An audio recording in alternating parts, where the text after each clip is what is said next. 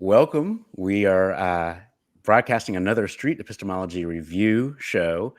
And my name is Mark, and I have the YouTube channel and podcast called Being Reasonable. And I'm really excited that everyone's here. And let's show everybody. Hey. And we have a very special event today. We have a topic in honor of Halloween, and our topic today is aliens. So we're going to show 3 videos with SE, Street Epistemology belief claims about aliens. And so just something different to try. But these are, I'm really excited to have 5 other terrific street epistemologists with me, and we'll go around and clockwise and just introduce yourself and say who you are, and then we'll get to the videos. So Chucky, you go first. All right, I'm Chucky, and I run the channel called I Hear You, where mostly I've been doing street epistemology with family and friends. So next. Great. And Chucky, maybe turn your voice up just a little bit. It was hard to hear you there. Okay. Next. Ram?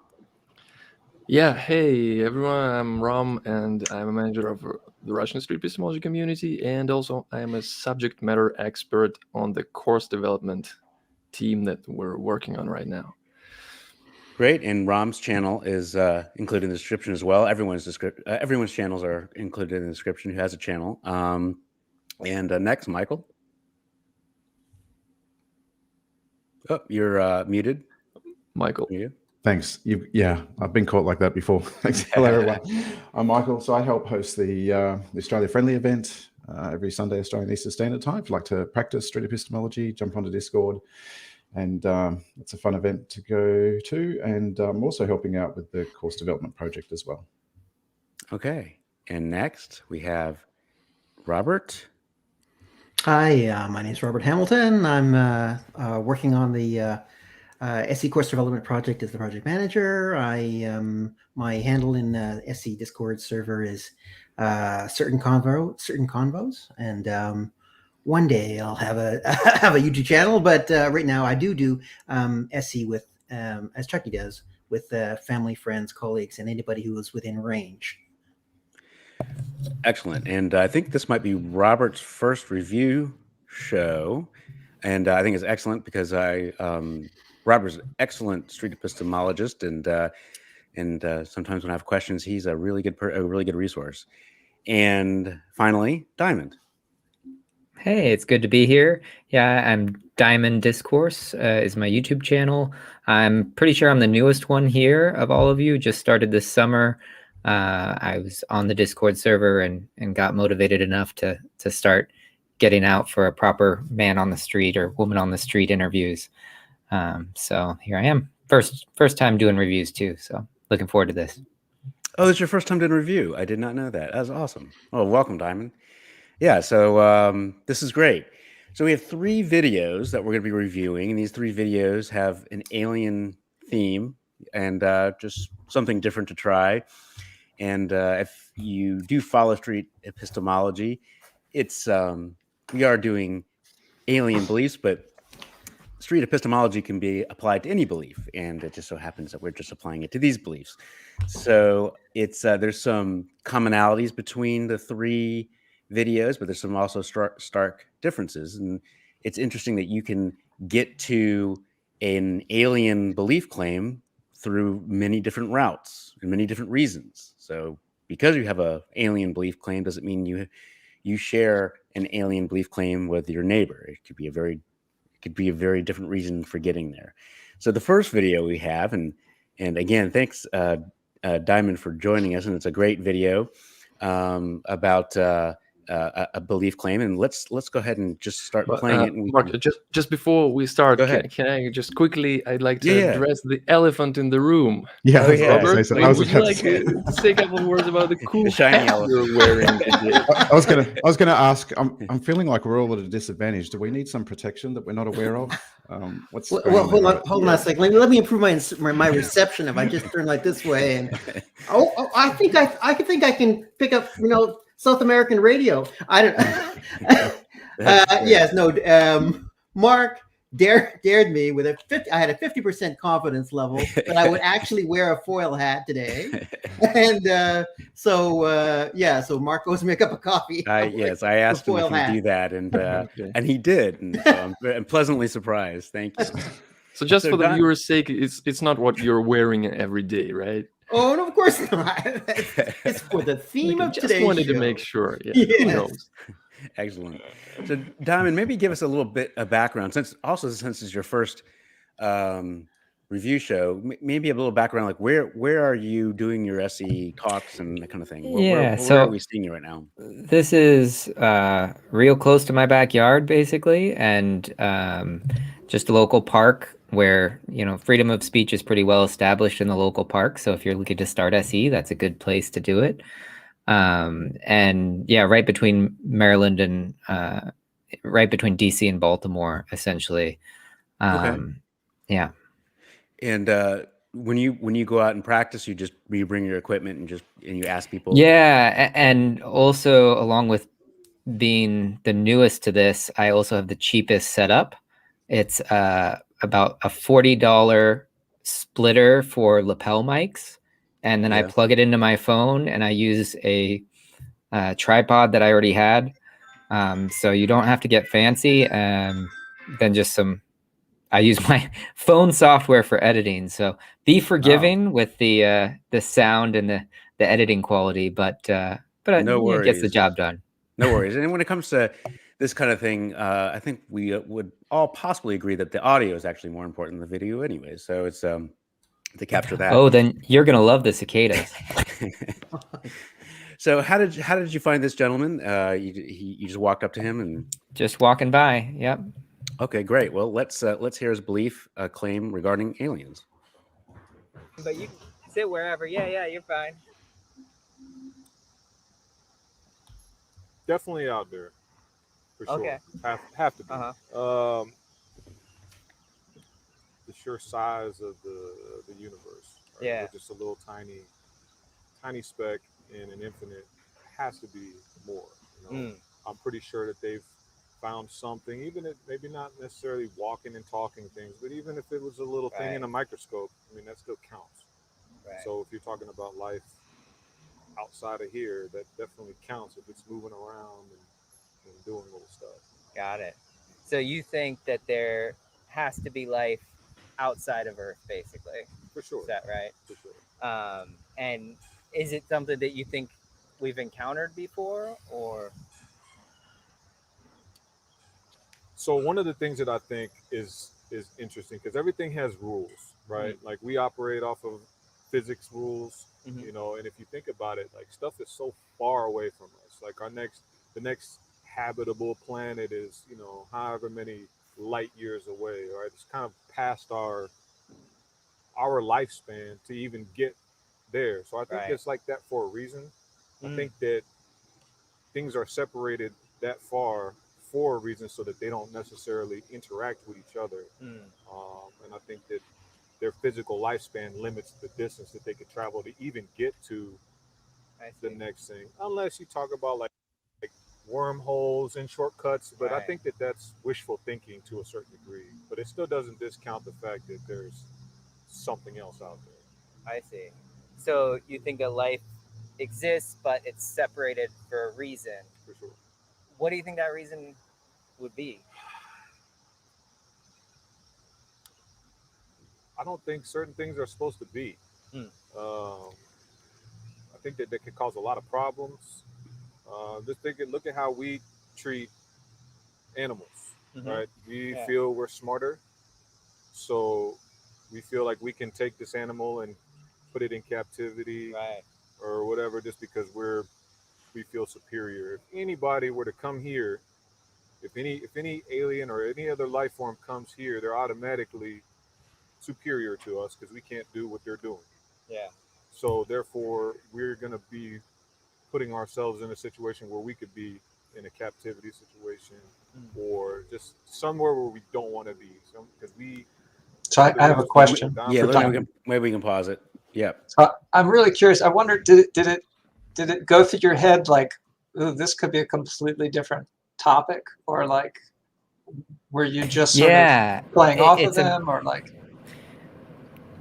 it's amazing how I can imagine the conversations going so many different paths, right? Right. Depending on your next Yeah. question.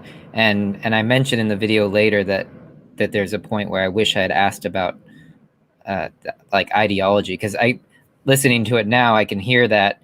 And I think at the time I was aware that there's clearly this like deeper purpose that is being talked about, right? That everything has a purpose, right? And that's kind of the theme. But Yeah. Yes, I hear two claims. I hear the claim of aliens, and also the claim that we are separated at a significant distance to not interact with aliens. For a purpose, by a For a person purpose, or, yeah, or an reason. entity who's Yeah. chosen this. This is what it sounds like. Yeah. Yeah. Both are very interesting. Yeah. So when you were doing it, was it going through your head like, oh, I need to get him back on topic, or like how do you approach the conversation? yeah, I think I do reset pretty soon. I think I let it go a little further first, but Mhm. and this was definitely really early on. I'm still you know, I think it'll show when you look at the different videos. I think you'll see the progression of skill. No, not to put Yeah. myself down too much, but you really do get better at this as you do it, I think. Right. I mean, Yeah. I can't even watch my early stuff because I cringe when I watch my stuff. I mean, but to your point, that it is a complete curve when you start practicing this, and that's why SC is something to be practiced. And by the way, I do think you do a great job, even though it's as you said it's an earlier video that you've done. So yeah, cool. Yeah, I don't mean to say that there's anything wrong with it. I think it's actually could have gone in either direction, really. Like Mhm. I wonder if it might even be beneficial to talk about this more concrete thing, and then be like, hey, if you want to go back to that other belief, like Right. because I have a feeling that might be more contentious than his belief in aliens. hmm All right, let's start going there. Putting ourselves in a situation where we could be in a captivity situation, or just somewhere where we don't want to be. Because one of the reasons why we're dominating this world so well is we have an image of ourselves that we're superior and this is ours. But as soon as that idea is challenged, then where does that leave us? Right. So it's like we're sort of a superior. We think we're superior, but if this other alien species or something came, then they would have to be way more advanced, and we would be potentially in danger or something. I think so. I mean, it would be a danger to our ideology, which has ripple effects. Right. What kind of ripple effects? Like, yeah. I already think that certain sets of rules that we've lived by, moving throughout our history, like religion and different social mechanisms for not necessarily control, but for order, rules and how people should live. Some of these things have been challenged, by science, which kind of like anytime when it's challenged, it's on display for that, whatever is being challenged, to kind of combat that. And the more technology that comes out, and especially if aliens were to show up, where is that part? You know what I'm saying? You can't. It's defeated. I see. So like, what would it defeat? It would defeat the fact. First of all, it never says anything about that, right? It doesn't say that, oh, you're just you are created, like you're the one, right? Like you guys don't mind anybody else. Don't worry about anybody else coming, because if anybody else is coming, it means like there's the judgment going on, right? Like angels are supposed to be coming. So what is our sense of why he believes the belief? Or do we have a sense at this time of why he believes that we are separated? I think it's so far it's been more about the details of his belief, and I just want to know that Adam here seems like an interlocutor that you could just listen to, even. Yeah. And it's okay. Sometimes we don't even want to specifically explore epistemology. Maybe it's just so interesting to you. Maybe you just learn new stuff just listening to that, and it's okay. So I just wanted to say that we don't have to always think, how should I challenge that? No, it's okay. Right. Just Good go with point. the flow. But Good point. yeah. I think this is the point where I do reset, though, because it did feel like I was losing the thread in terms of, like, I'm not following where it he's almost going feels with like he's this. bringing Yeah. up religion at this point. Like he's Yes. talking about Yeah. the book or something. I'm not sure what he said, but like I think he's much, making the argument that the Bible doesn't mention aliens. Yeah. Right, and that's a issue. It's like, where did this come from? Yeah. Right. Potentially, yeah. I notice your whiteboard is blank at this stage, and that's really curious. Like, you must have a much better memory than me. I would normally have like 2 or 3 keywords to help me be on track as to what are the possible supporting reasons. But yeah, well, and that's the thing is, maybe I you're don't just think younger, smarter, better memory. Maybe. No, definitely not. Definitely not. No, at this point, I remember, and I can still sort of feel it, that I'm like listening for a reason. I'm not hearing it yet, Right. you know, and so I'm just really focused on the reasons for why are we separated, and that's so that's actually, I think the next thing I'll do. and I think that's actually difficult. Also, I think sometimes when you ask for someone for a reason, you can take it for granted. Okay, they're going to give me the reason now, but sometimes you think, okay, their claim and the reason, something's not lining up, and sometimes you have to kind of circle back around. So yeah. Oftentimes the interlocutor will describe in the context of describing why they hold a belief or the reason for a belief. They actually go off on a tangent and describe another belief and a series of interlocking beliefs without actually digging down in terms of what supports those beliefs. And so I found it was interesting. When he was talking about the potential dangers of aliens, he said what would be at risk would be, in his words, ideology. Yeah. Of all the negative things that could possibly negatively happen, it's the ideology that he thinks is a thing that needs to be protected. Very good. And Robert, I think you make an excellent point that oftentimes people use a belief as a reason for a belief, and that's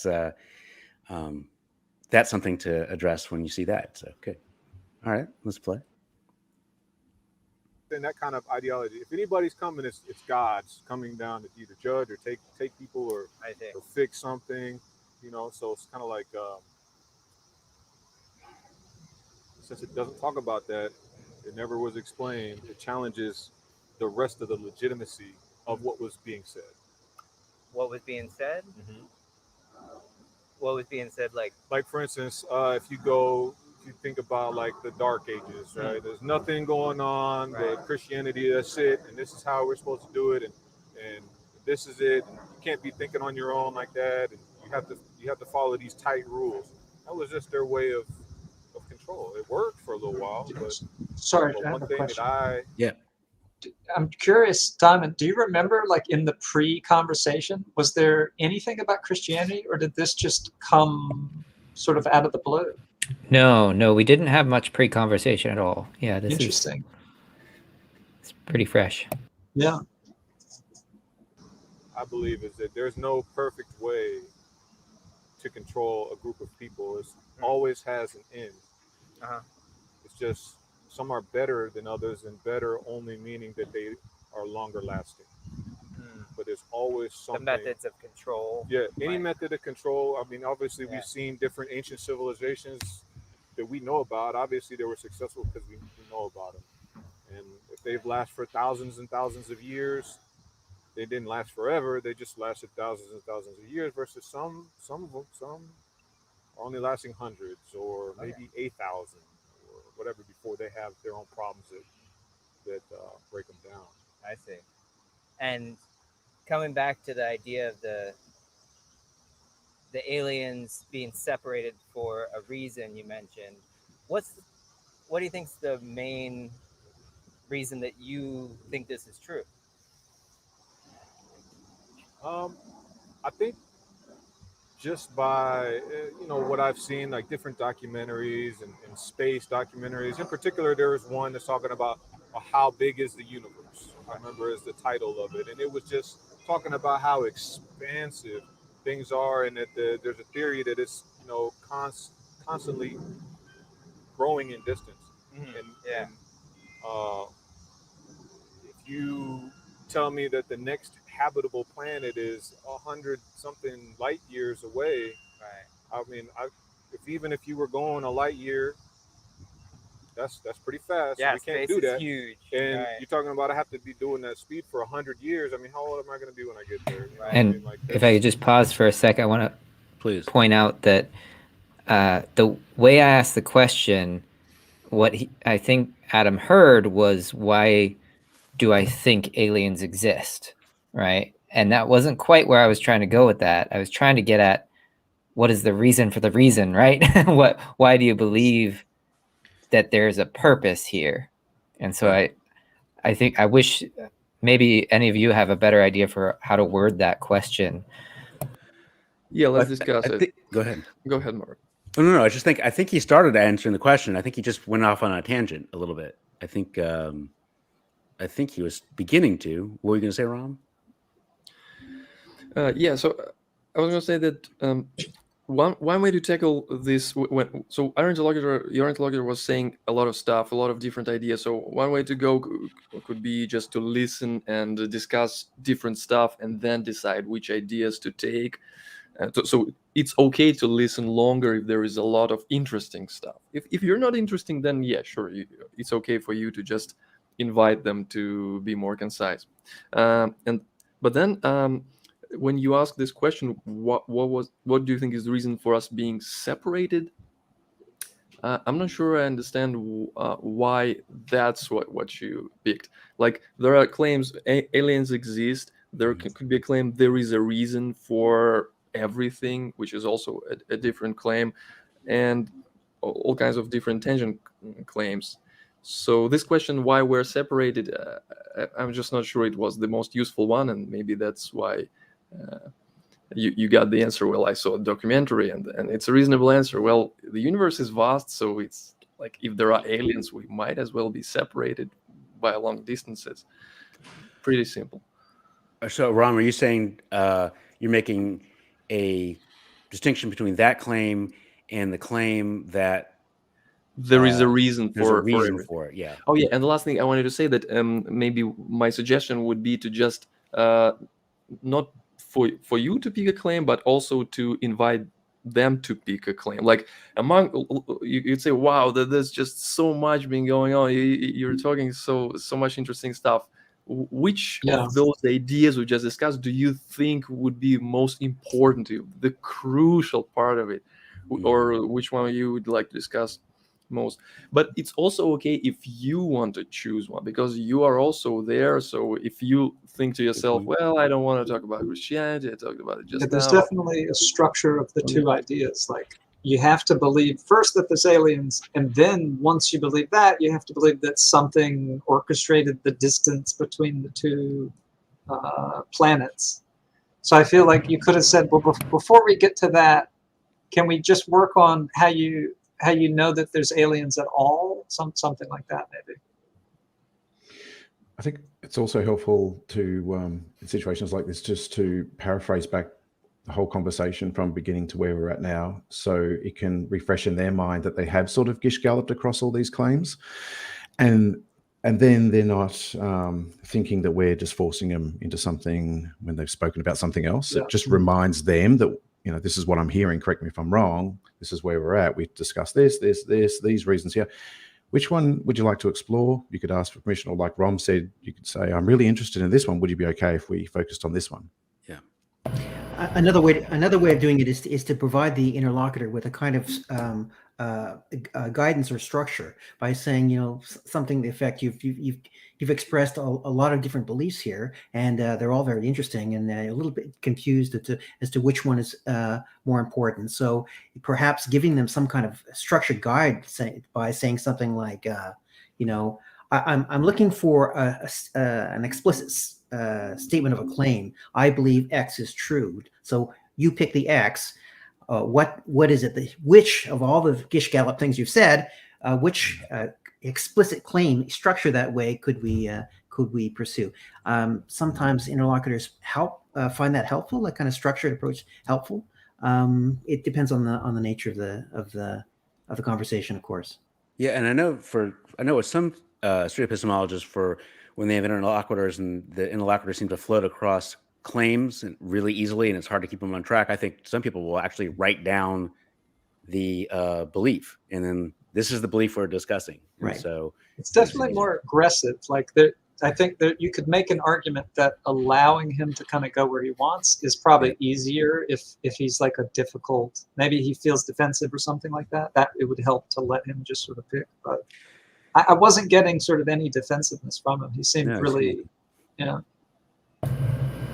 do you think? Yeah, he's very, very relaxed. I think these are all great ideas. I think, Ram, I like the way you separated out the purpose for everything claim that was sort of underlying there. And I think that was what I was interested in. I was honestly curious about that. And so I did want to focus on it, but I should have asked, is this something you believe, that there's a purpose for everything? And instead I was trying to just focus on the claim that I felt like I heard of there's a reason for this, right? But yeah, good suggestions. Thanks. Oh, Mark, by the way, is it only me, or the sound of the video is just significantly lower than the sound from us? Yeah, that's happened before.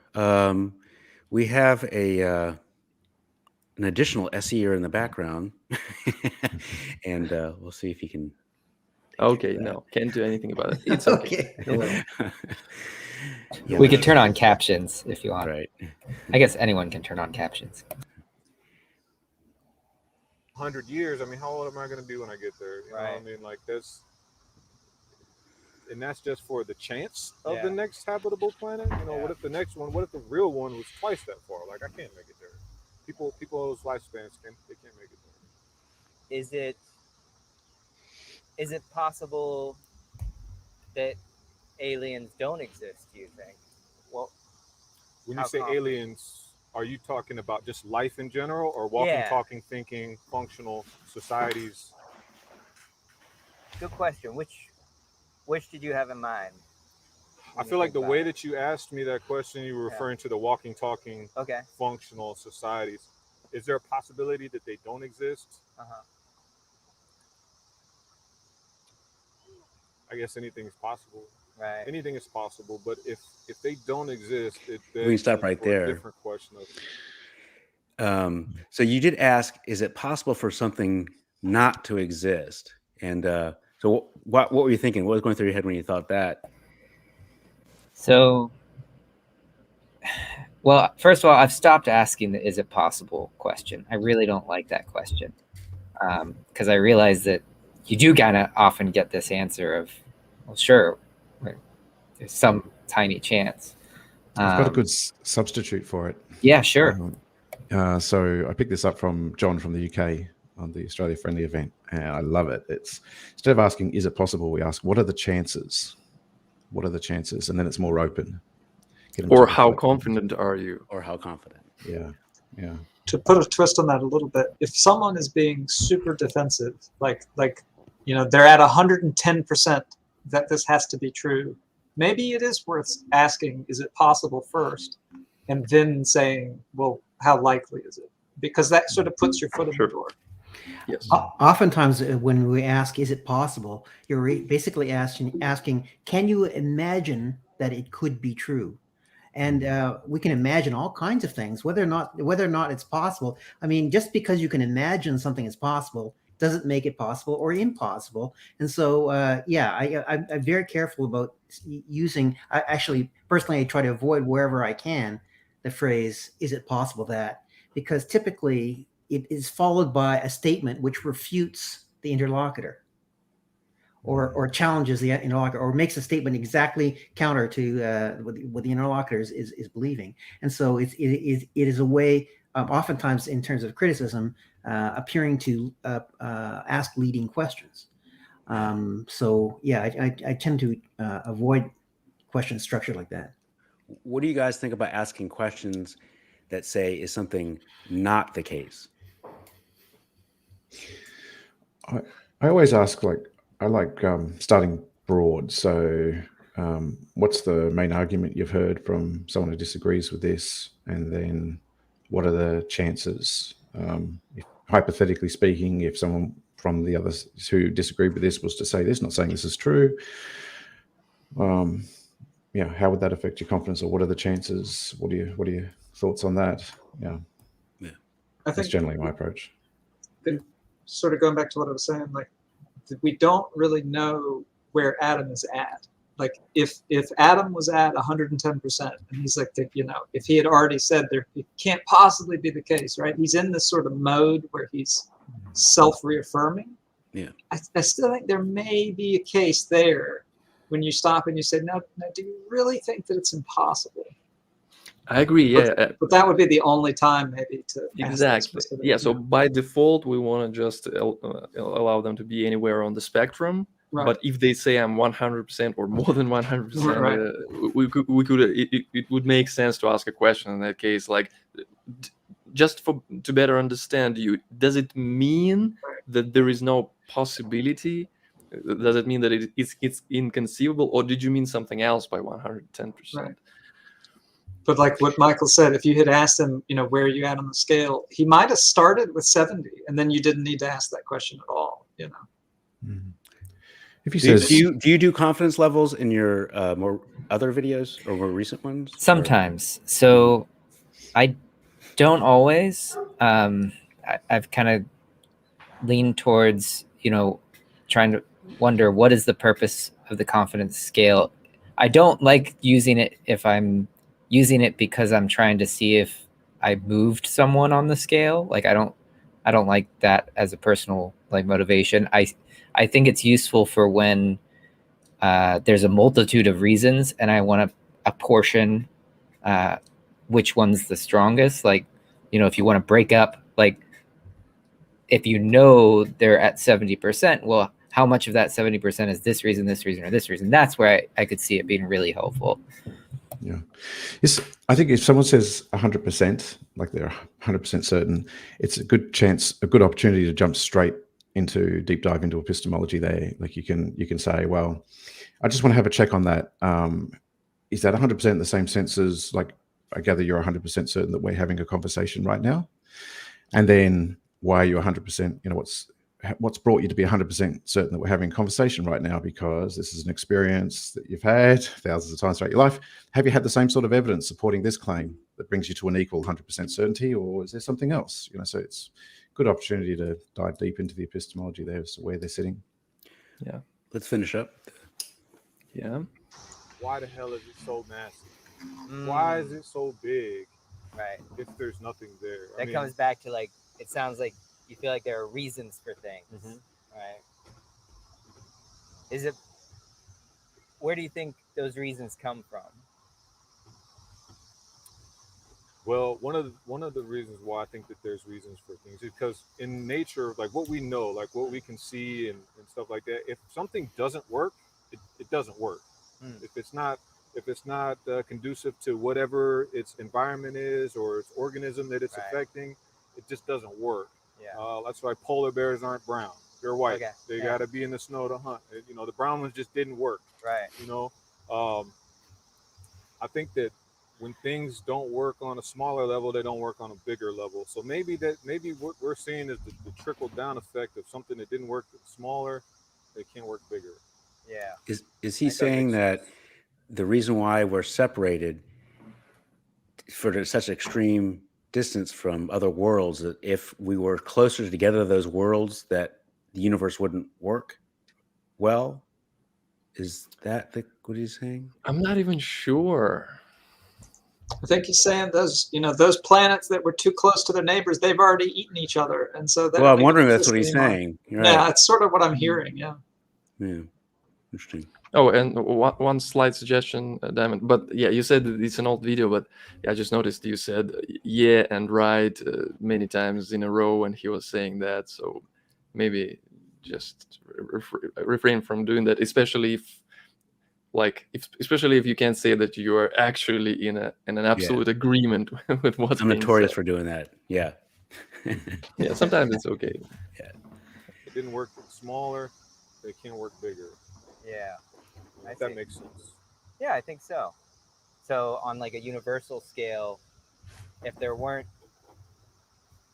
some reason for this separation, otherwise there would be problems that wouldn't work. I think so. Okay. I think so. I think that it wouldn't work. I think that it would be destructive. I think that the natural way of like this, it doesn't happen. There's no way that there's going to be anybody that shows up in the sky and everything is just fine. It just doesn't work like that. I mean, it sounds good. Whatever alien movies have been out, there's some really, really realistic ones, I think. Have you ever seen that movie called District 9? Yeah. The one, I think it was in South Africa, where there was a spaceship up there, and then they were stuck. Yeah. And then they ended up having them in like camps, almost like they were like ice camps or whatever. And damn if that wasn't realistic to me, man. Yeah. Because what else do you do, you know? Right. Well, I think we can pause it right here. Thanks, Diamond. I think that was awesome. I really like the chat you had with him. And any final thoughts about your talk with Adam? I could tell that my whiteboard was still blank, and I realized that really that's because listening and writing things down at the same time is also sometimes challenging. So I think it was just a multitasking challenge. Right. I thought your rapport was excellent in that. You got a good pace, tone of voice, and seemed like he was really enjoying the conversation too. Yeah, he probably could have gone sure. twice as long too. So that's awesome. I mean, that speaks to the rapport you had. So good. So I think oh, sorry. Chucky? I think I've said this to you privately, Diamond, but there's something about the way these videos are framed where you're not in frame. And it's just like him, and then the sea in the background and the docks. It's like it puts me in a reflective state of mind, and I really enjoy watching it now. Good point. What was your initial impression immediately after the conversation in terms of how it went, before you had a chance to really review it? What was your initial impression of it? So you're asking me to recall sort of my state of mind right afterwards, and I'm not sure I can honestly recall that. Listening to it again, like I feel like there was so much more I would like to ask, and so I think I would have gone longer doing a check-in for sure to see how his time was, but yeah, I felt like, there was a lot more I wanted to hear. Robert, were you able to check in and tune into some special thoughts that we were missing with that hat that you're wearing? Just wanted to check in and see how that's working. Well, I want to channel the next video. The next video is really is where this really comes into play. Okay. Well, the next video is we're going to do my video next, and this video, this is really one of my favorite interlocutors. First of all, I like the claim. I just think it's a kind of an interesting claim, and I really enjoyed speaking with this gentleman, and he was very reflective and really thinking about the questions, and he has obviously thought about this belief for quite a long time. And the quick background is there's a gentleman named Jeff who listens to my podcast, and Jeff told me about other Jeff, and who has had this claim, and Jeff have been discussing this claim for a long time, for like 17 years. And I think over this time, these two friends have been talking about it. I think more recently, possibly the discussions have gotten more contentious. And then Doug, not the Doug you're going to see, the other Doug, tried SE, and he thought it was it improved the conversation level. And then I asked, well, I would love to talk to him too, because I think it just seemed like a pretty cool conversation to have, and that's how it ended up in a nutshell. So we're going to start off. I mean, it's a long conversation, so I just really just chopped it up into just for things that I just thought they were pretty interesting. So we'll just hear the belief claim first. Sure. Yeah, I think overall my belief is that aliens are almost certainly a intrinsic part of humans' sort of evolution, and very likely, around even today, and also probably because of the fact that there's pretty decent evidence that they are around today.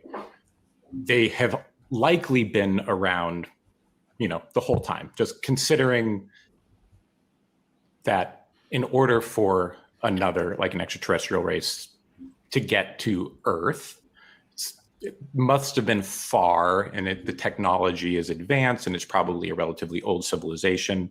And human history, modern human history is, thousands of years. It's nothing on that scale. Yeah. Very interesting. Yeah, fun fact, I actually encountered this theory also 17 years ago. When I read I just made a calculation.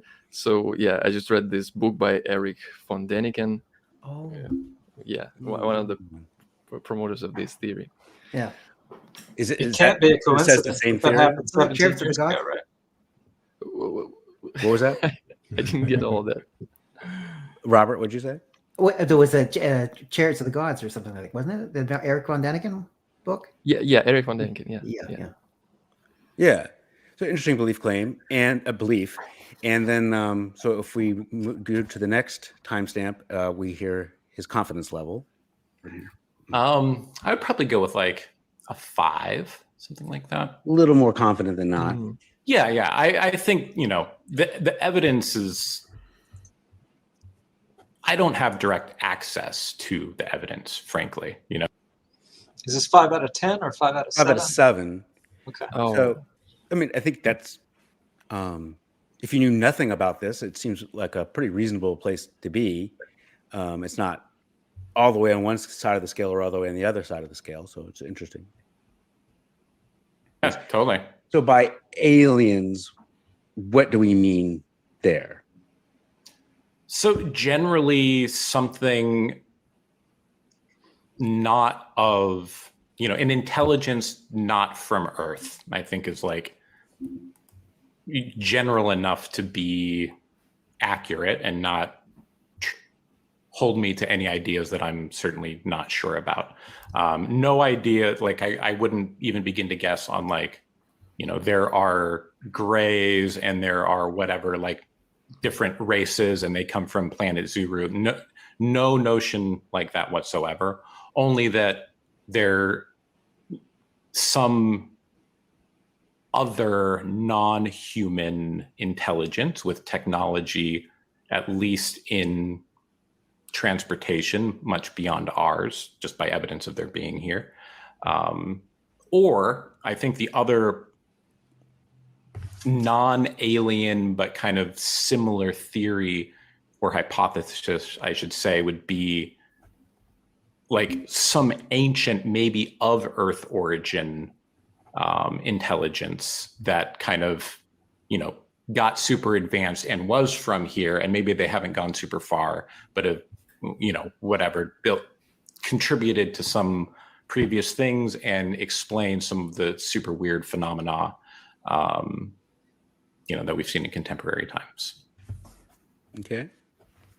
So how do we do this? I mean, I'm sure you've asked all sorts of questions in these conversations. Should we first listen to it and then discuss, or do you want us to discuss? Let's listen to one more segment, and this is going to be his primary reason for his belief is the next segment, and then I think we'll be a better spot to talk. Okay. Value. Makes sense.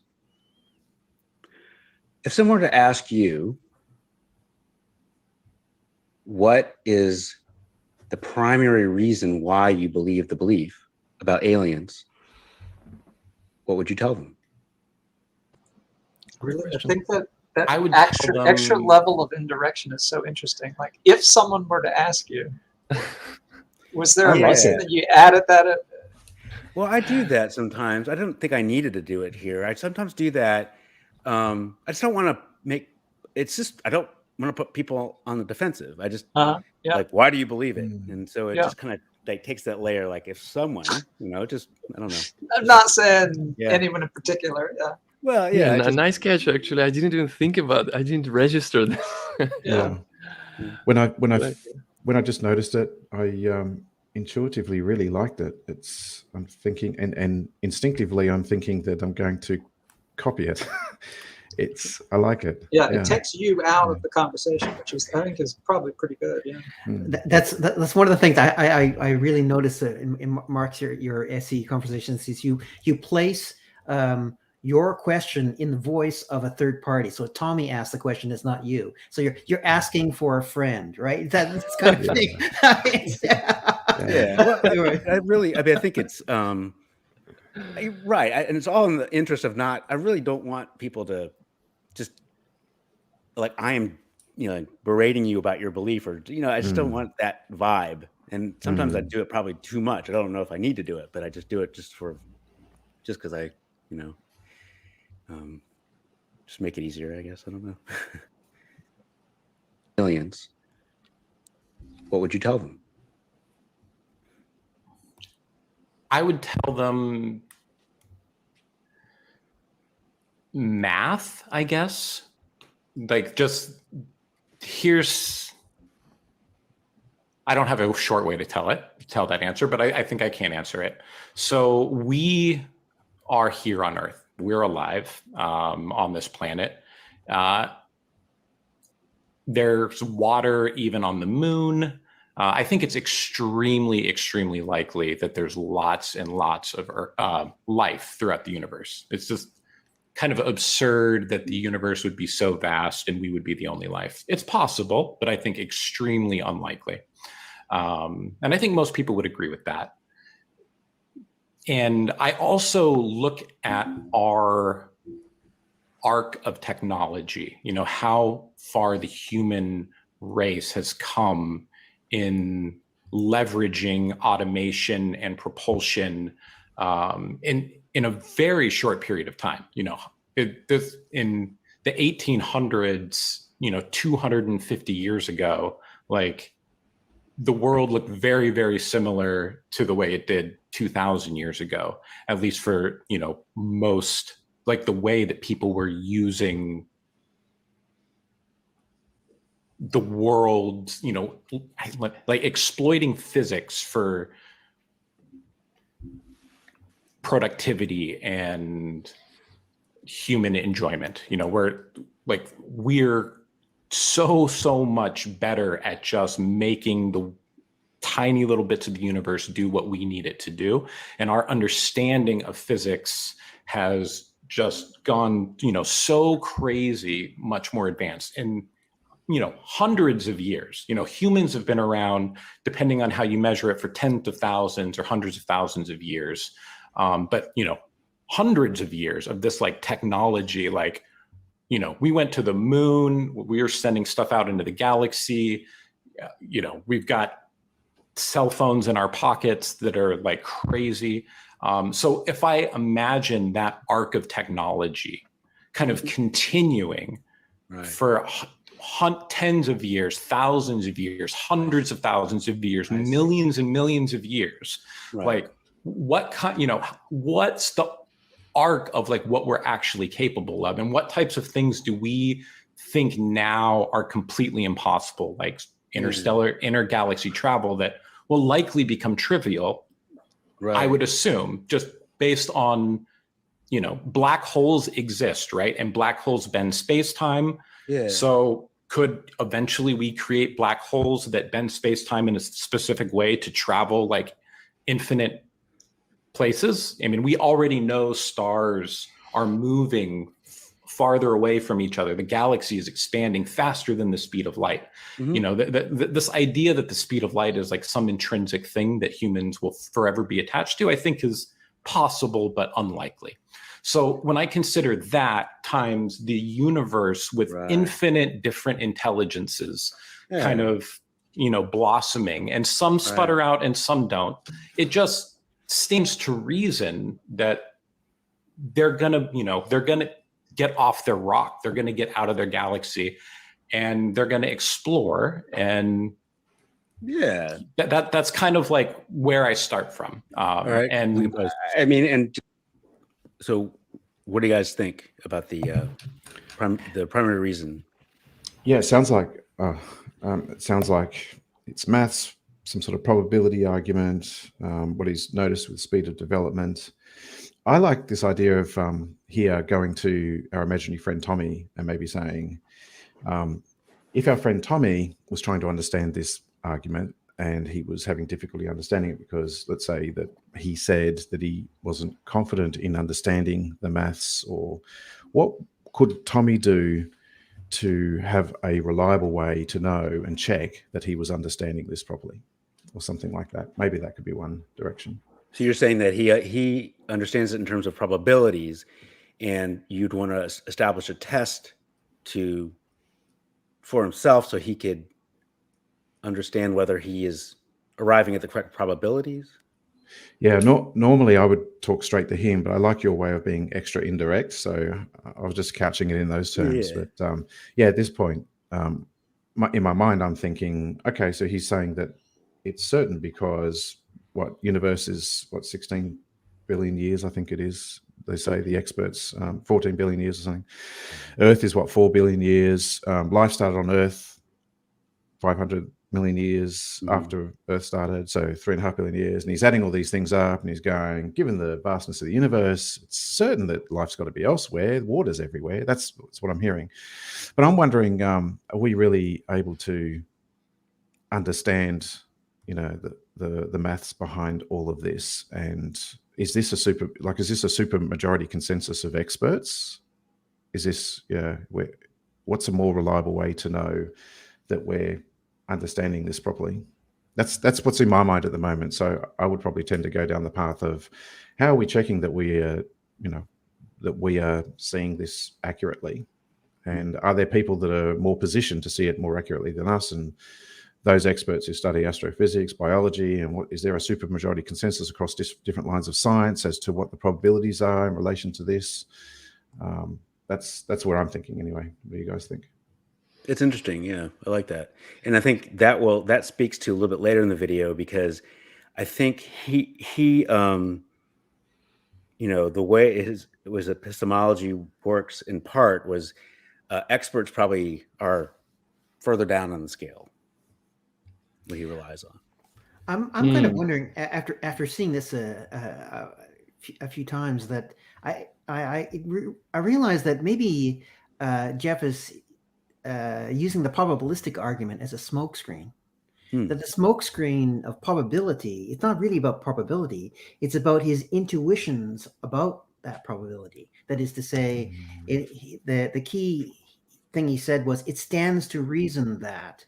And then he uses an intuitive sense. Well, intuitively, given the number of years, et cetera, and all these factors and distance and physics and et cetera. I mean, that it all comes down to an intuition, a personal feeling with respect to how physics works and what is possible with respect to these things. And so it's really grounded in his desire for these things to be the way he interprets them to be. Yeah. Oh, I see. Yeah, there you go. Yeah, it's what he wants. It's what he wants to have be the case. Could be worth just asking him. Would you be happier in a world where there are no aliens, or just to see if he has no, I don't really care one way or the other? Yeah. I'll actually ask him a little later. So okay. Yeah. So that's great. What did he Great, say? Chucky. Let's go to a clarification of the claim on the next, because we talk a little bit and then we clarify the claim a bit. Right. Yeah, that makes sense. So, but I do hear two claims. One claim is that there's intelligent life in the universe, and the other claim is that there's intelligent life in the universe here and now. Mm-hmm. Is that correct? That is correct. Yeah. Okay. And the question you asked me is like, why do I believe the first claim? And my answer is, I guess, the second claim. Just not only do those aliens almost certainly exist, but the capabilities that they would have would allow them to travel quite far, and they would travel quite far. They would probably be able to be stealthy too, and they would probably be able to be stealthy.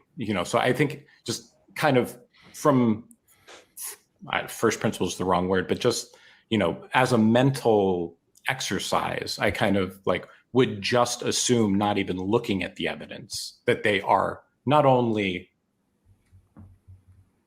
out there, but then just by virtue of being out there would have traveled and gone to many, many places and they would probably seek out other intelligent life.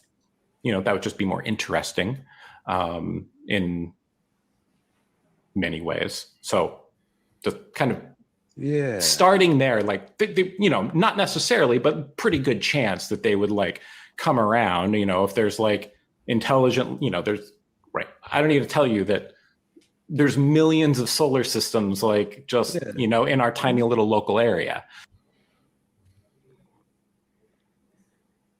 So thanks for that. It seems to be a reasoning based on a philosophical thought experiment, the way to generalize more of the logic and the probabilities that he was using. What do you guys think?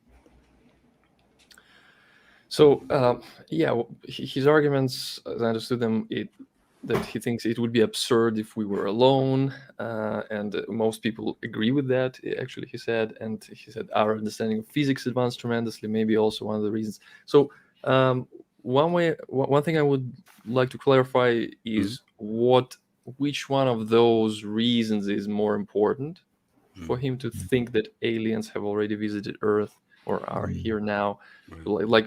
Could you proportion them? Another question I'd like to ask is, can you think of other possible, what other possible explanations for all that evidence that we have currently? Can you think of? He said that it's possible. He can think of conceivably that there are no aliens. It's just unlikely.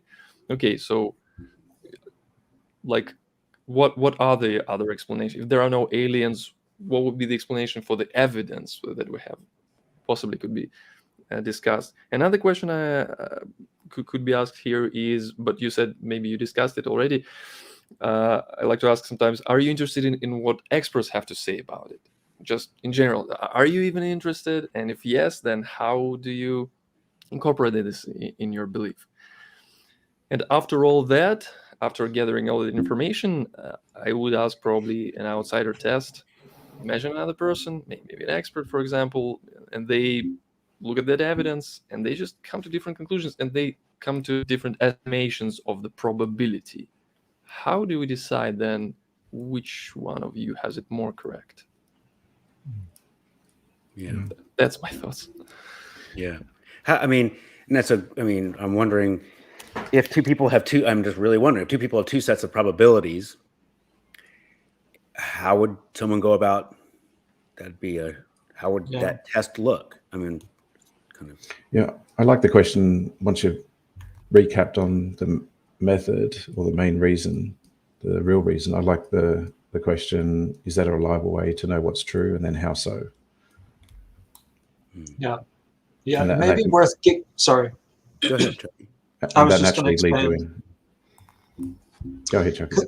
Sorry, just because I basically want to extend that. It may be worth going into detail at this point, because it seems like he's presenting what I won't mince words. It seems a little pie in the sky of an argument. It's a little in the air. It's a little philosophical, right? And so it may be worth going into how confident can you get from a philosophical argument?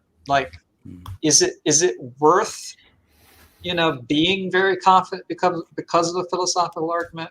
How would you gather concrete evidence, or would concrete evidence is concrete evidence desirable? Things like that. Because, and this is maybe a personal thing, but I find it difficult to get very far with philosophical arguments. Do you think Like, I Jeff want also thinks it's a philosophical tangible. argument? That's exactly what needs to be explored. Yeah, because he may feel as though it's a concrete argument. Yeah. Yeah. Okay. Well, let's. I think we might get a little more into that. Let's go to the next clip. This is about confidence. Interesting. So your scale. So on a confidence level, your scale. You're a 5 out of 1 out of 7. How could we get you to a 7? How could we get you more confident that this belief is true and real? Well, I could get to a 6, I think, by, you know, it's hard to be really confident about a belief where like just about every smart person that you respect thinks you're wrong. You know, like Could we just say this is the doubt, you know, this is the second claim, right? So because you had separated out two I try to claims. focus on the second claim. Yeah, yeah.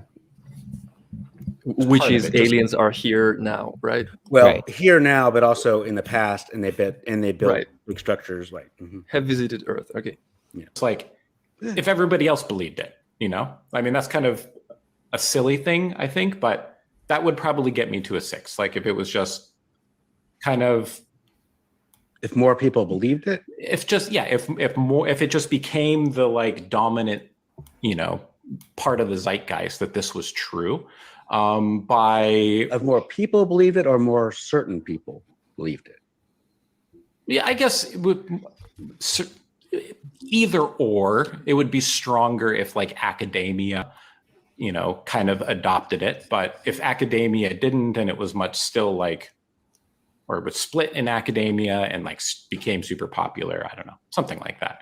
And that would obviously probably almost certainly come from some event, like perhaps, I don't know, the US president says like, we have aliens here, you know, we've been hiding it and now we're going to do disclosure and it's going to start, you know, that would get me to, you know, 6 to a 7. And like to really be a 7, I guess I would have to like, I don't know, interact with aliens in some like fundamental, like direct way. And I think that's interesting. I think it seems reasonable. I think if I saw aliens and the president came out and said that we have aliens, I think I'd go to a 7 too. Pretty close. Oh yeah. If Elon Musk came out and said, "Hey guys, just been helping you out, got to go now. See ya," that would boost me up as well.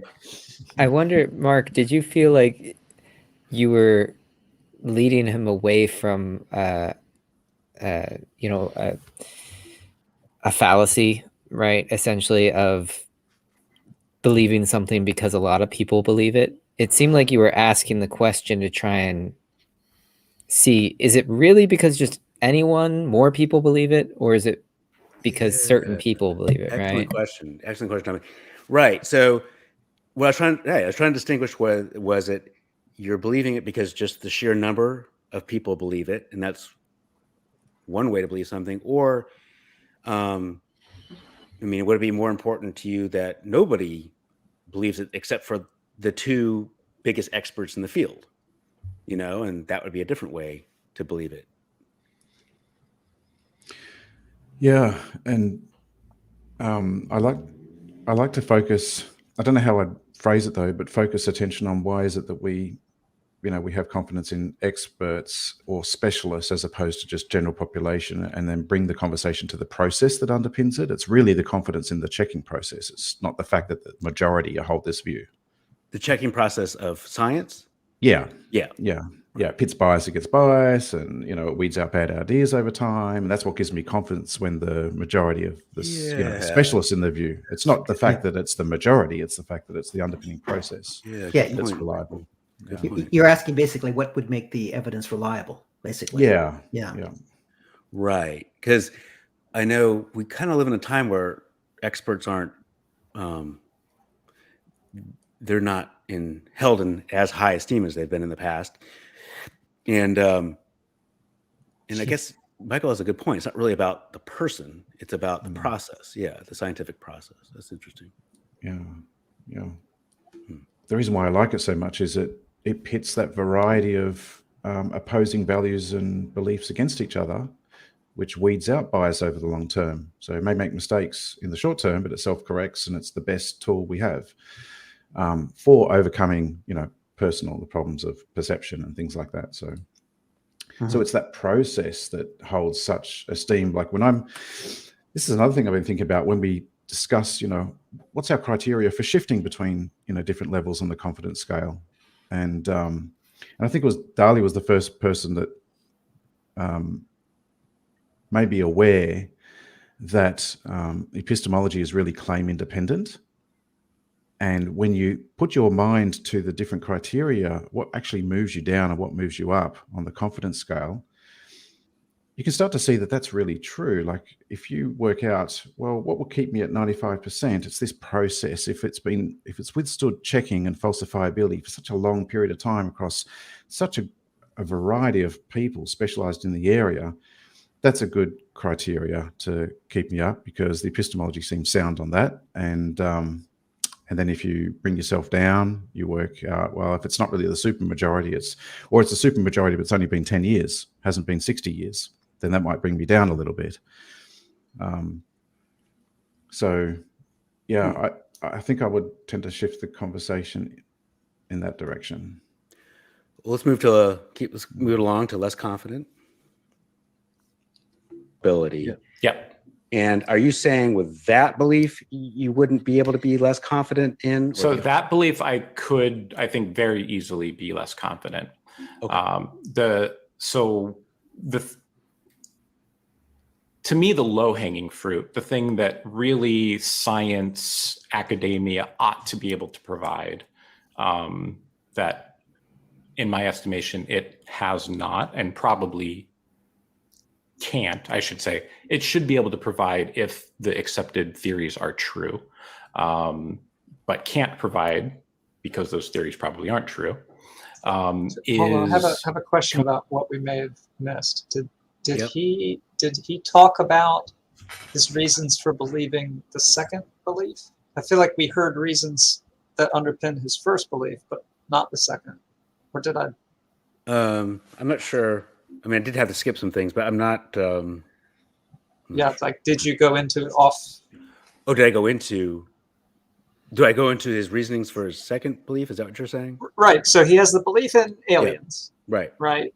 Which he's at 5 out of 7 about. That's right. Uh-huh. And then he also has the belief that aliens have lived on Earth for a long time and interact with people. And that's the belief we're trying to keep on. Yeah. Is he also at 5 out of 7 on that? What are his reasons for believing that? Yeah, he's a 5 out of 7 on that. And his reasons? Yeah. Well, I'll tell you what. Let's skip to 1 hour and 5 seconds, because this is the most important part. We're going to get to the real reason for the belief, which is it's really fascinating. It took that long to get there. So yeah, go ahead.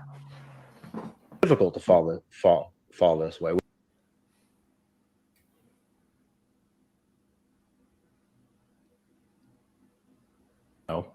One little event, and this is interesting, I think, and it's helpful. Thank you. I think we're really getting down to it now, in that, and to bring it back to aliens, and that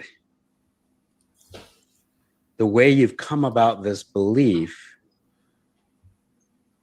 is really, when you get down to it, is that when a person is not sharing this belief, it's not that they're not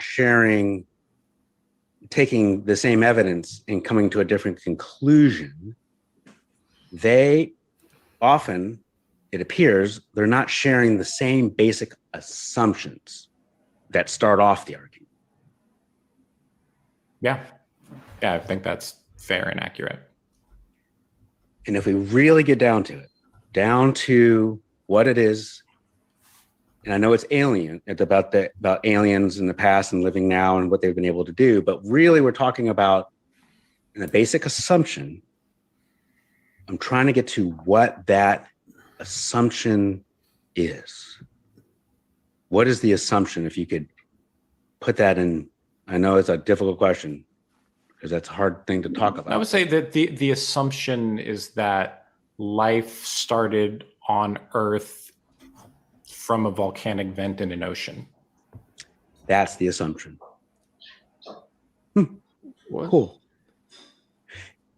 And I just am not up on the literature on this, so I'm free to ask this question really with a blank slate. Yeah. If there was more evidence to come along that was, you just couldn't get there from here to there. You just couldn't get from molecules in a volcanic realm to life as we know it. If there's more evidence to show that we couldn't get there, it seems like you become more confident in your belief.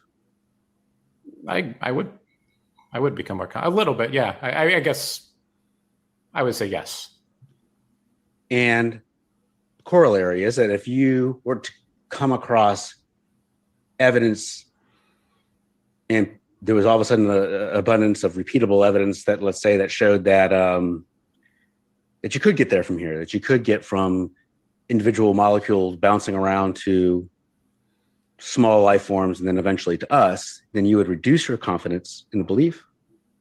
I would. It would be not a super, super strong reduction, but it would still leave, like, even if that were the case, it would still leave phenomena that I don't think can be properly accounted for with which could still be flawed in their own ways, but it would still leave things like, UFO sightings in contemporary times as like, a question mark for me of like, what really are those? Just saying that would, so in that scenario, you would be able to come more confident in the belief a little bit, and maybe it'd be more difficult to become a little bit less confident in the belief. Yeah, I think it would be less, but it would to a lesser degree. So if we pause it. So yeah, so this is such a really fascinating conversation for me. I just, I think maybe if I was better at this, it would have taken me this long to get there. But it took me an hour of asking him questions to really understand what, in the end, it really wasn't so much about aliens. It's about this underlying assumption that people aren't sharing with him. Which is? The nature of life. Can life be on Earth? Can life come from non-life? And if it can't, then life has to come from somewhere else.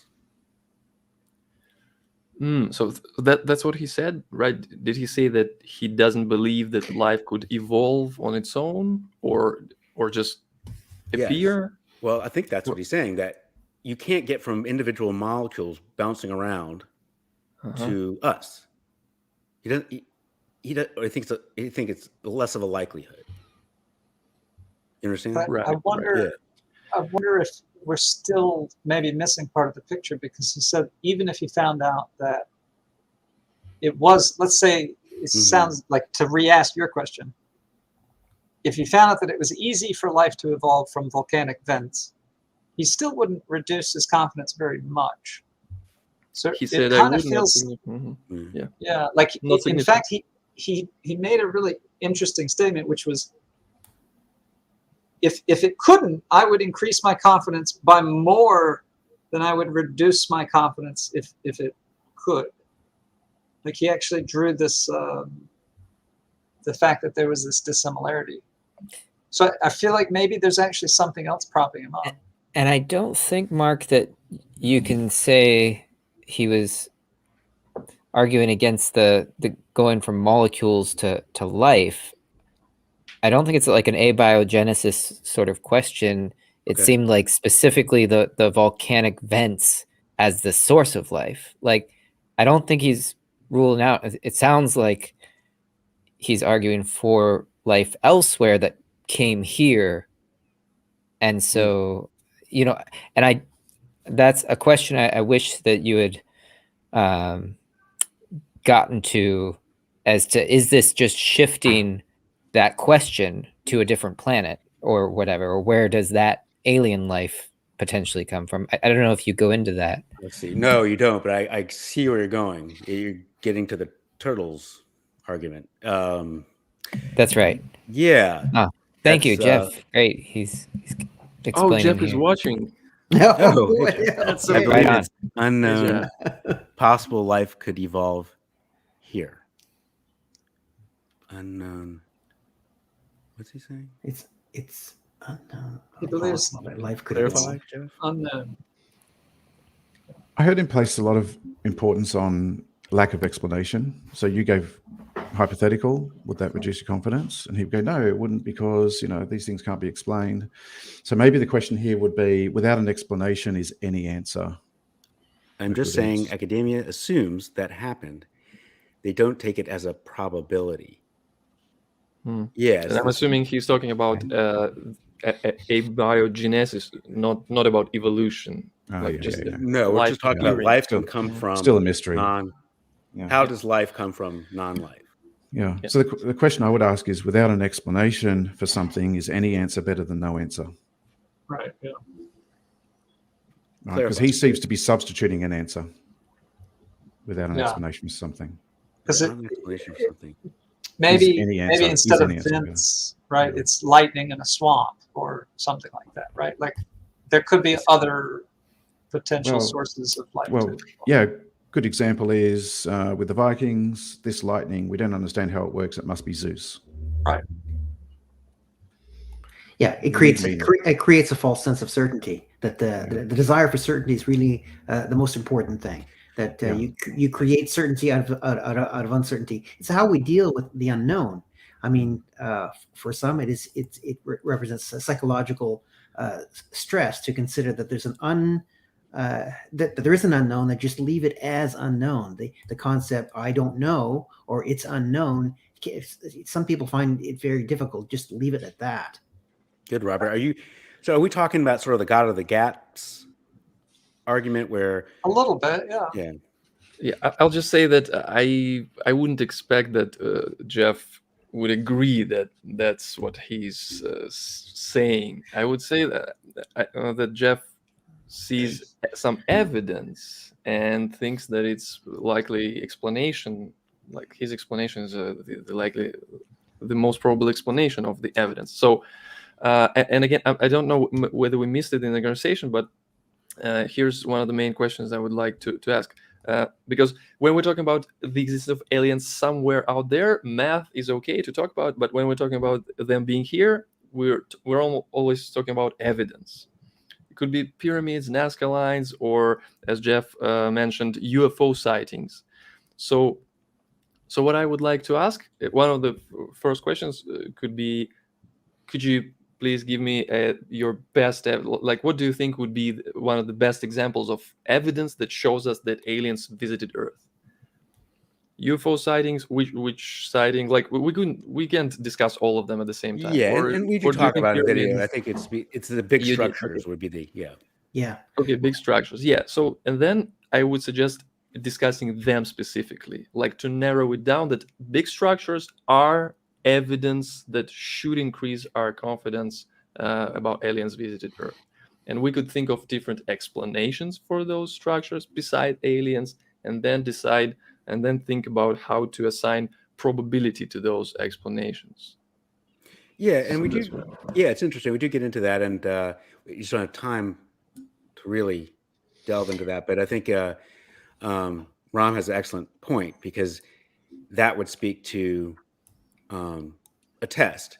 Yeah, we could set up some sort of test that, if the test was run to Jeff to a sufficient expectations of how a test should be run, then presumably he would accept the conclusions of the test.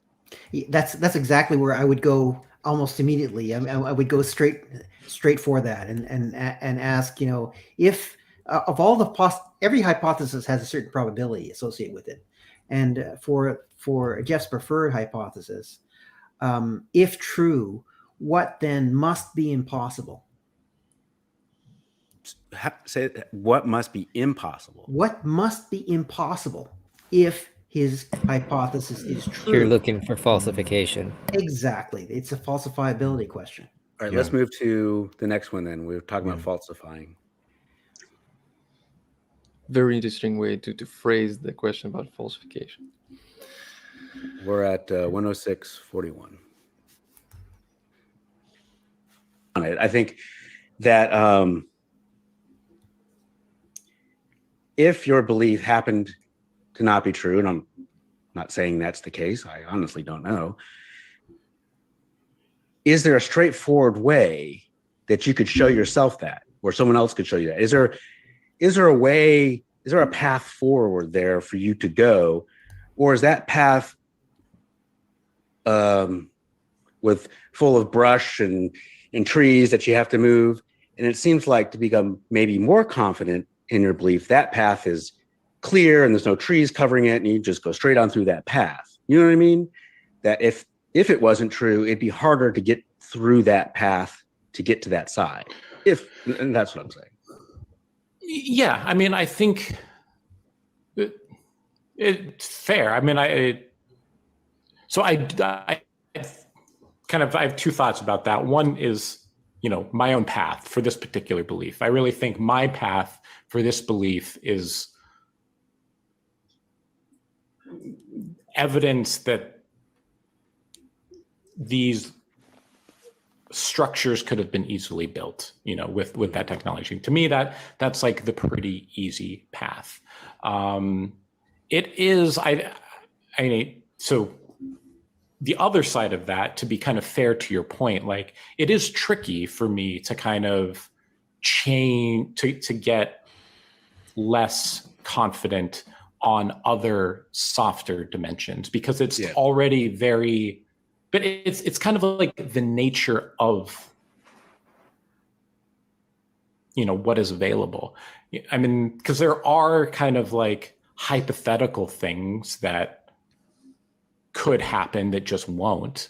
One thing, like, for example, like the US government could be completely transparent, or all governments become completely transparent with all citizens about all knowledge. Like if that happened and there was no evidence of like, interactions with aliens, like within that, that would be that's a straight path to me to like not, to lose confidence. But it's not a reality, because the world that we live in is not one of perfect information. It's not, we don't actually have access to the unfiltered truth as, citizens that like get our, even if we get our media from like non-mainstream sources, it's still filtered through, 10,000 people's agendas. And the US, all major governments are like concerned 100% with national security. They're not concerned with transparency to their citizens. And so if, for example, the US government, which they probably would, like in my, if my belief is true, a part of that is that the US government is actively hiding it. They know, and they're actively trying to make us not know. Okay. So if that is the case, like it's kind of an insurmountable sort of test to kind of like get access to the real goods to like make a decision. Just got a quick comment here. Please. This really highlights to me the danger of holding high confidence in something where you can't test it in a way that falsifies it. And, it goes to that SE survey.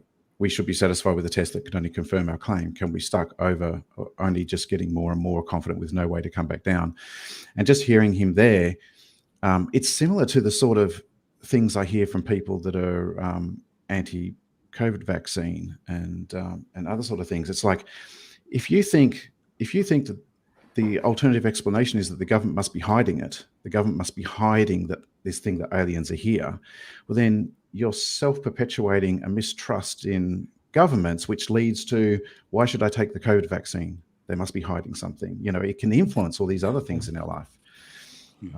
So that's just. And I think that it's worth pointing out that it's not necessarily saying that the belief is false, but that you might not have confidence in it if you can't have a test to bring you down. Because even if it is true, and it is the case, why should you believe it if there's no way to bring you down, right? It's a one-way clock. And especially if there's harm from, holding a belief with no way to bring it down, right? It's got nothing to do with whether it's true or not, really. It's more of a practical thing of how we live. I just want to say that I think we should also try to not assume that our interlocutor doesn't have a way unless they say so.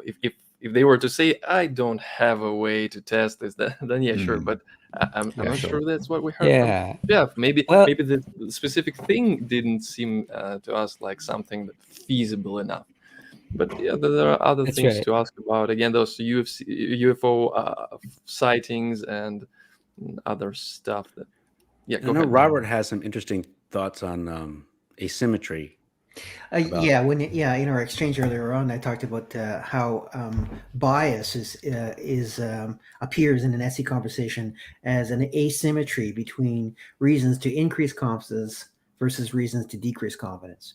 And if these are asymmetrical, that it points to some kind of underlying bias, which if your criteria for decreasing confidence, you set the bar very high to virtually impossible, and we'll see that actually in the next video. But when you set the bar so high, then and the other bar so low, you realize that you're intentionally not creating a level playing field, and so there's your bias. Let's finish this up. 1:10:26, and we'll finish up.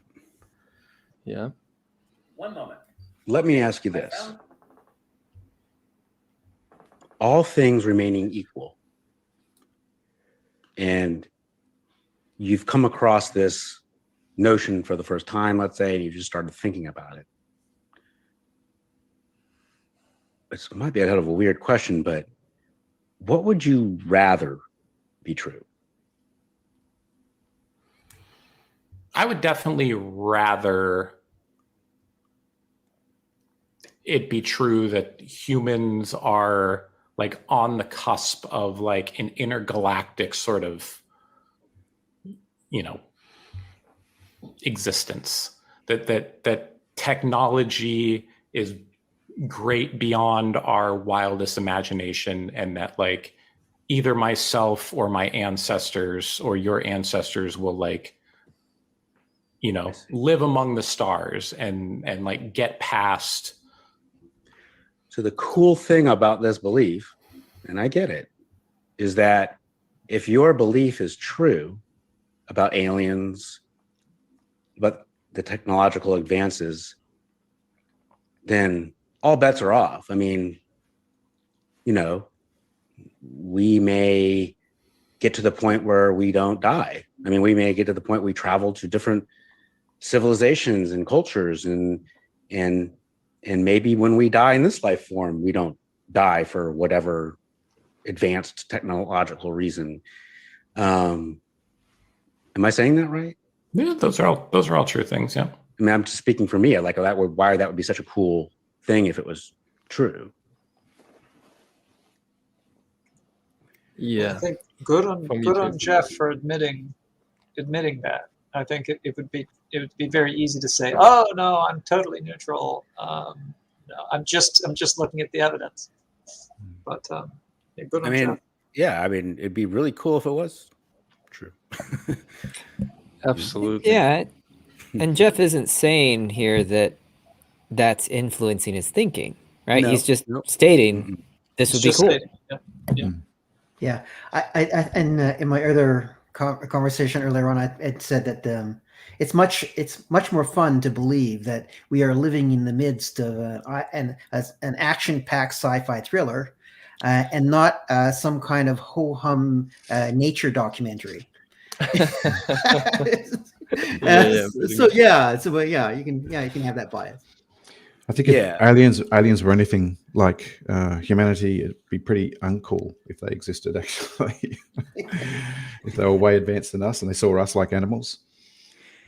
Well, I thought it's and I know Jeff is tuning in, and I thought it was a great conversation, and I think it was a great conversational partner, and he was just very open and he put what he thought out on the table, and it made my job easy because it's easy to ask questions when someone's so open like that. So it's always nice to talk to people who've really thought through their idea for a long time. And absolutely. All right, let's quickly move on to, just to have a little bit more fun. We'll move on to one last comment, because please go ahead. At the very end of the video, because I did watch it earlier, you had a really good conversation about SE as well, right? Sort of in general. And I know we probably don't have time to go over it, but just wanted to encourage people to watch the whole video because it is excellent. And one thing I also was curious about is, and maybe Jeff could comment, how this conversation compared with the previous SE session that he had with Jeff 1.0. Mm-hmm. And also this review. Yeah, this is like a meta. Yeah. And also this question about it. I'm just kidding. More meta. Good. Yeah. All right, so awesome, guys. And so the last one, I really like this video because Reid, man, his questions are tight. He just and like sometimes when I watch Reid's videos, I really do this. I'll watch it, especially like watch ones I haven't seen before, and I'll pause it and I'll think about what I would say next, and then I unpause it and think about it and see where he goes next. And I usually like where he goes. So yeah, he's good. Could we talk about this other life? Yeah. Could you explain what that is and how you know that to be true? Yes, I can. When I was 9 years old, I was staying at my grandmother's house for a couple of days, and it's a small town in Texas, out in the boonies. And for 3 nights in a row, these government officials came, and they just escorted me to their car, and then they took me into this building, and there was these scientists there. There was U.S. scientists, and there was other scientists from another planet. It sounds a little bizarre, but there was a couple of them in there, and they took sperm cells from me. And that happened I think it was 2 or 3 times in a row, and then it never happened again. Okay. How does this relate to another life? Other life system. Yeah. The simple fact that I saw another race, another existence in the same room as me. Like an alien or something? Yeah, an alien, or you're just another being. Or that's what I see it as now. Back then, yes, alien, but just... Yeah. That's what you mean by other lives? Yes. Like other species? Yeah, absolutely. And you know this to be true because you had this personal experience? I had this personal experience, and it wasn't until recently that I kind of suppressed that, and I turned it into... Because I was in shock, and I didn't tell anybody, and I didn't want anybody to know, because I felt like they probably would have definitely judged me. And I kind of suppressed it into this dream. And after a couple of years, that dream slowly turned into just something I envisioned. And then after that, it just slowly went away. And it wasn't until recently that I met someone that used to work for Nella Space, who showed me that I could express myself and be okay with what happened. And what I saw was definitely he can confirm as well. Yes, there's... You met someone who lets you see what happened more clearly? Is that what you're saying? Yes. How did they do this? Because they were a weather observer for Nella Space. For what? They were a weather observer for Nella Space. Nella Space? Nella Space. What is that? It's a military base in Nevada. Oh, Yeah. they were a weather observer? Yeah. So he had to do it manually there. Like now they're able to do it through this automated like robot, but before he would have to manually go up there and take one of those balloons and then like take the temperature of the air and the climate. And how did he allow you to see this more clearly? Because he had to work with scientists of their kind as well. He worked closer with them than You've met this person? Yes. And he allowed you to see these past experiences more clearly. How? Because he was able to. He let me explain myself, and then he explained himself and he went a little bit more into depth, which kind of like, and he was like on the same wavelength as me. Like I was telling him what I saw and what I experienced, and he was able to go in depth, like with everything that was going on from like in that room. He was able to go. If we could just jump to the next one, is confidence level. I think it makes it kind of brings it together. Okay. Or they put him under like a retired. Okay. Could I get a sense of your confidence that this is true? Say on a scale from 0 to 100? 110. I would never lie. And this is the first. Like I feel so good right now. This is the first time I've ever like had it recorded or anything. But it feels very really interesting. Yeah. So you're 100% confident. Does this mean you cannot be mistaken about this at all? No, I can't. Yeah. What would you have to learn or find out to possibly change your confidence that this is true? To change my confidence? Yeah, to doubt it a little bit. To think, honestly, this might not be true.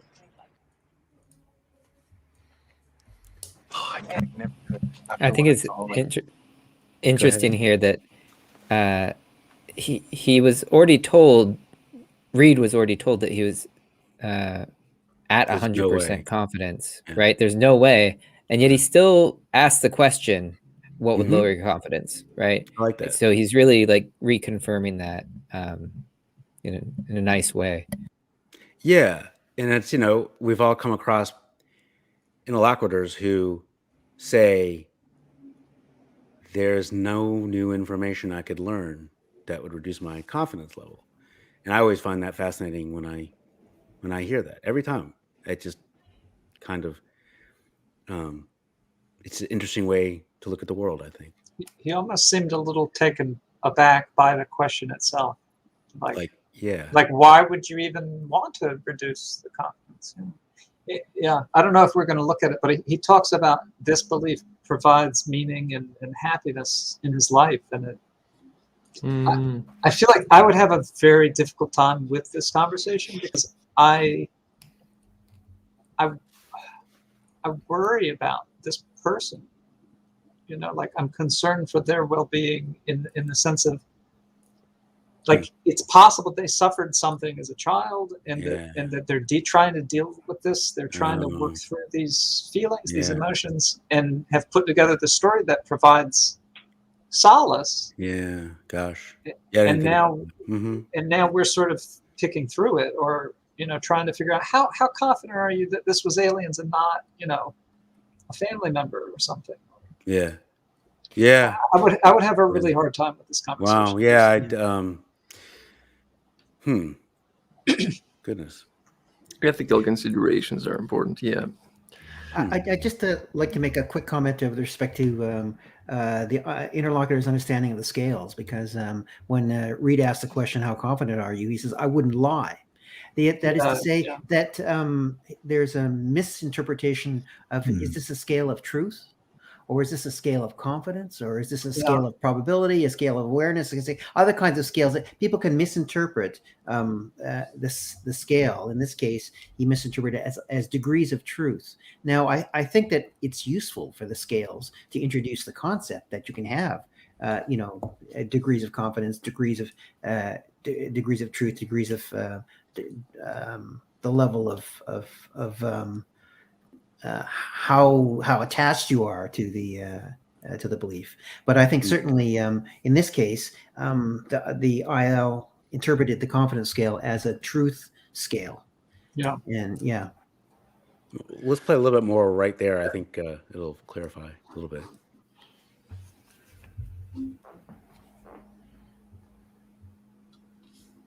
Do it, but If we search on YouTube right now for someone who, say, let's say, believes in leprechauns, and we go to their house and we talk to them and they explain, they experienced leprechauns, they saw one, would we be justified in believing what they say?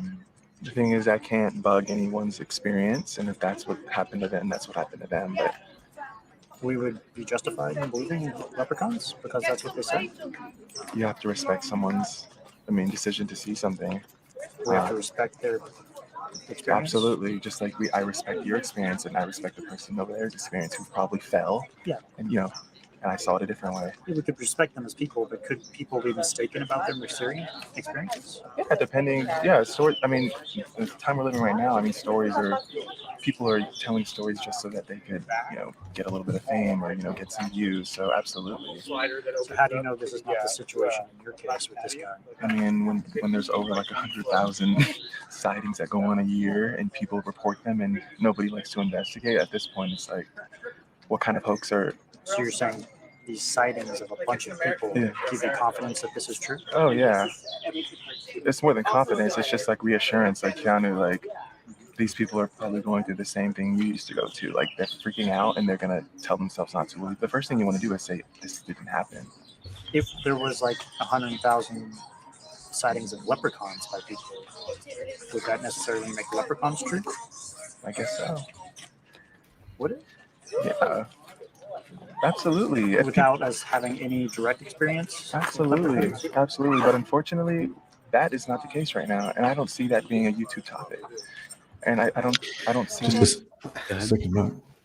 I'm really curious to know what your view is, because you're an expert in this area, but I'm wondering what the boundaries are here. If you really suspect at this point that there's some trauma and this is really some comfort patch for that trauma, would you, as an SEer, not a specialist like you, but as an SEer who doesn't know anything about psychology, but if we were to go down the path of, how did that make you feel when you had that experience? And what is it that you needed, that was missing that made you feel that way? And then explore the beliefs around that. We're sort of getting into a different area here, and it's like a gray area, isn't it? It is. I think, this conversation is, I think it's different than I thought, but I think this is great. I think if we're thinking that that the alien experience was not an alien experience, it was a traumatic experience that he is interpreting as something else. I guess there is concerns there, and that's difficult because you don't, in some level, you don't know. It's a conjecture.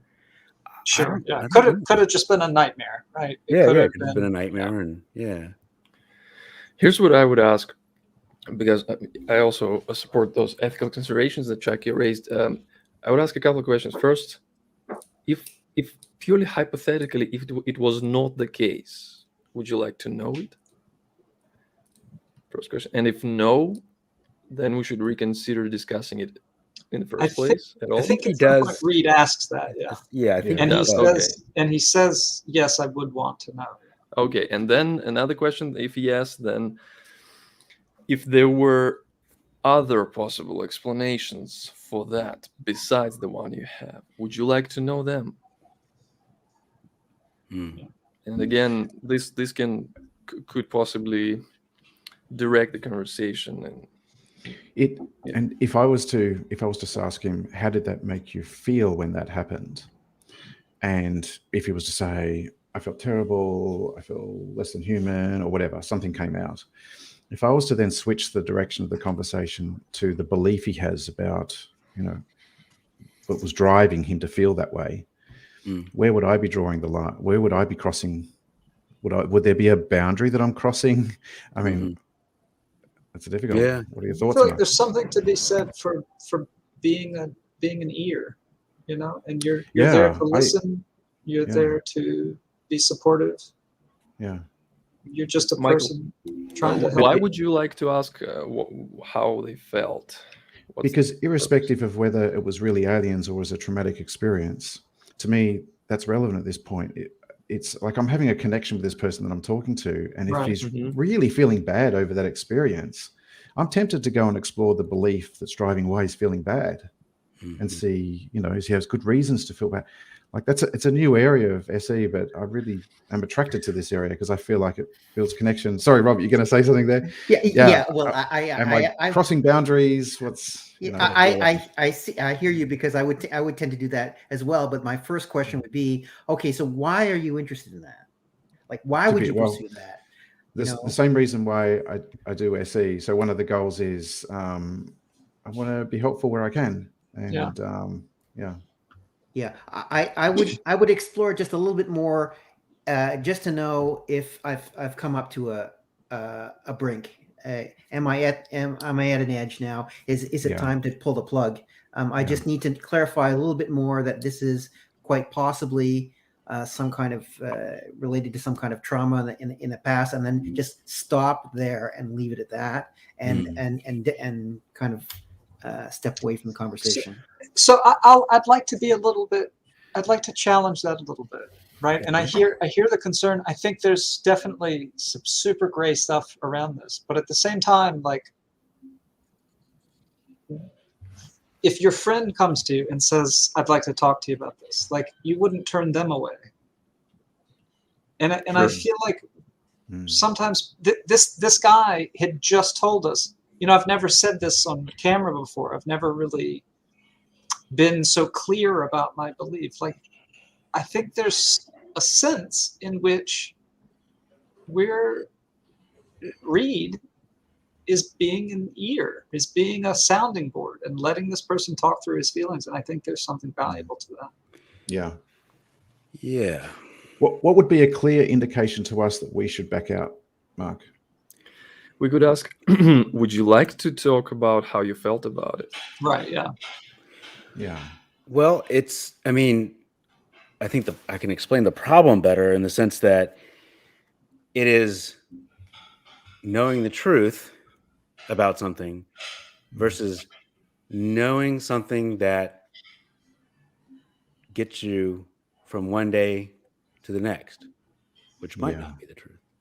Yeah. Mm-hmm.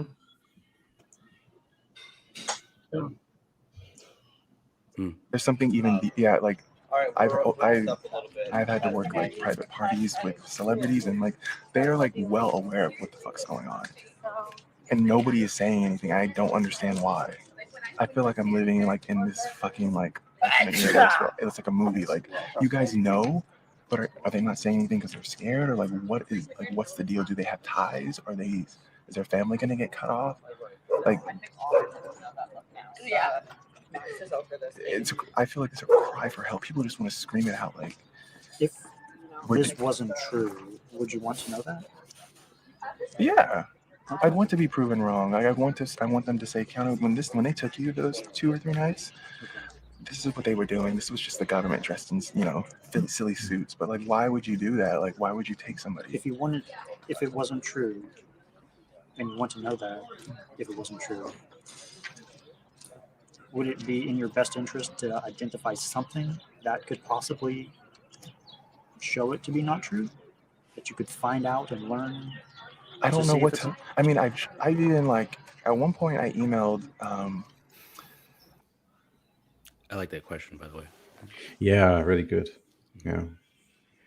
I emailed a sergeant of Area 53, and they got back to me with the most vaguest, like, blankest answer. Like, I was telling them like what happened, and they had the nerve to say, we understand your experience.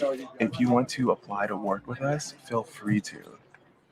Like, we're always like enrolling like potential candidates and stuff. So, and I was like, but you didn't answer any of my questions, like, but yet they showed interest. So I felt like, hey, like, maybe this could have been a jumping off point. Reid could have turned around and said, maybe, Can you imagine an alternative email that he wrote you back? What could he have said that would have brought you down that scale at all? Like, is there anything he could have written in that email? Yeah. Maybe. Yeah. He sort of did sort of mention that you know, if there had been an explanation, some explanation for why these scientists did what they did, that somehow made sense. Right. That would somehow give it, you know, make him feel more comfortable. I heard as he said later, an explanation for my experience, like why did this happen? I heard him. I believed him that he wants. Sorry. No. Like when he answered. When Reid asked him, would you want to know if you were wrong? I really believed his response. His response was, yes, I would know. I really would want to know. Yeah. But I can't see how that's possible, right? And so maybe Reid could have said, well, what if you were given an explanation that was reasonable? But that's very theoretical. So.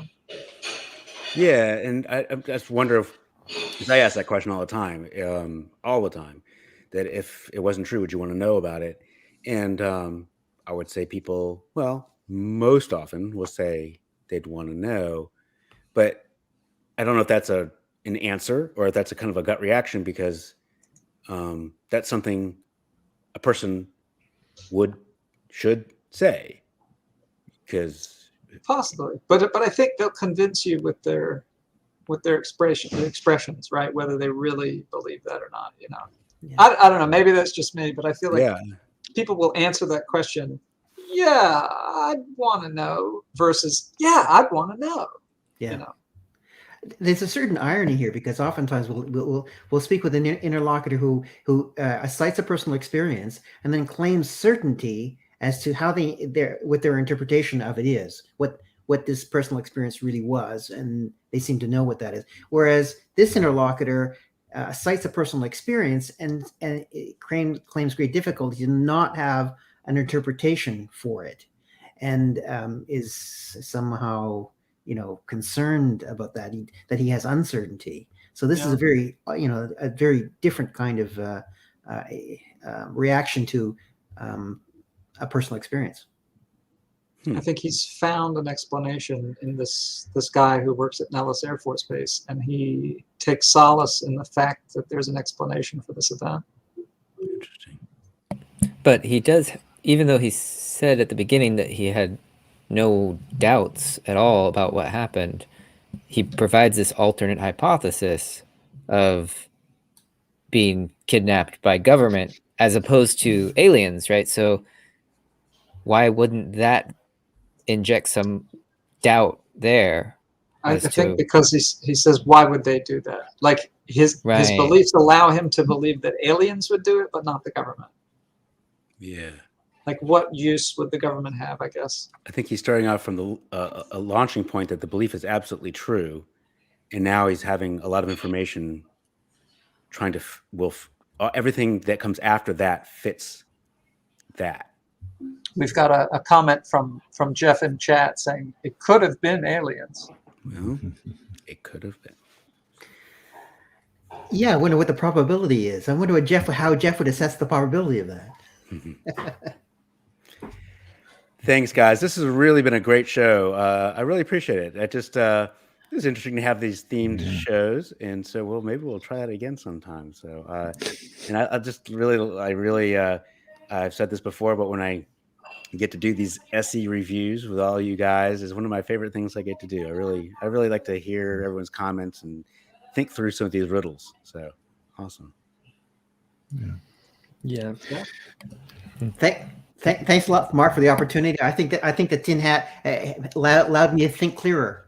Yep, Robert, and I hope to see you again in another review show, and you too, Diamond, both of you. Yeah, thanks, thank you for hosting. Yeah. Great, guys.